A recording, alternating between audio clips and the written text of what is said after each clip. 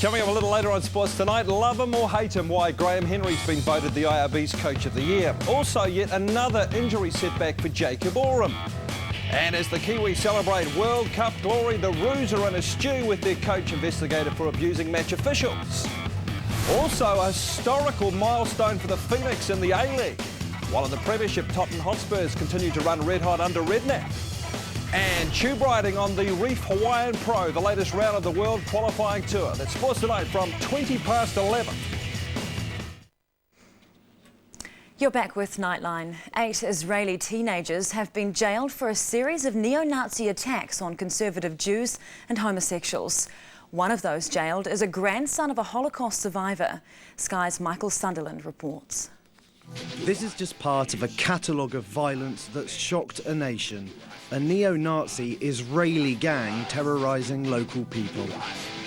Calling themselves Patrol 36, these 8 teenagers, originally from the former Soviet Union, carried out a string of vicious attacks on Orthodox Jews, homosexuals, homeless people and immigrant workers. The gang often filmed their attacks and then posted them on the internet. I can tell you as a fact, there was no ideology. It was just an act, and really people feel that they are hated, so they begin to hate others back. But it's hard to imagine that this is just a product of misguided teenage anger. Police seized Nazi uniforms, memorabilia, guns, knives and explosives from their homes. Some politicians are calling for Israel to take another look at the country's immigration rules.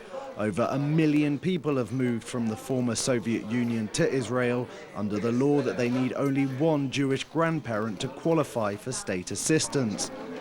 Such has been the shock of this case, that may soon change. The body of a 4-year-old girl who drowned in central Queensland has been recovered. She was with her family yesterday afternoon and was swimming in a river near Blackwater when the wall of a dam gave way.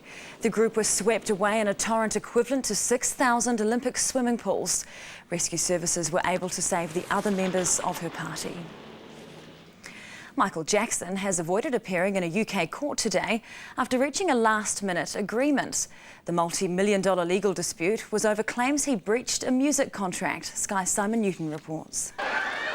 Forget the legal machinations for a moment. For Jacko fans, only one thing will matter.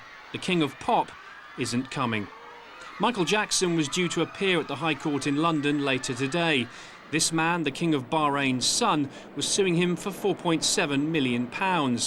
The Sheikh invited Jackson to Bahrain after he was cleared of child molestation charges by a Californian court. He alleged he gave Jackson millions of dollars to produce a new album and an autobiography, but nothing arrived. Jackson said he thought the money was a gift and the one-time friends fell out. The prospect of Michael Jackson appearing here in person at the High Court was a bigger story than the legal battle itself. His lawyers tried desperately to make sure he didn't have to come here, claiming that he was actually too ill to travel. And now it seems an out-of-court settlement will ensure that Jacko can stay in the States. In a statement, his UK spokeswoman said, as Mr. Jackson was about to board his plane to London, he was advised by his legal team to postpone his travels, since the parties had concluded a settlement in principle. Therefore, he will not be attending court on Monday. Those in the showbiz know aren't surprised at the way it ended. Jackson claimed the case was based on mistake, misrepresentation and undue influence. Who's paid what to whom, no one yet knows. And while his fans will lament his no-show, for Jackson it's yet another courtroom thriller he'll be glad to avoid.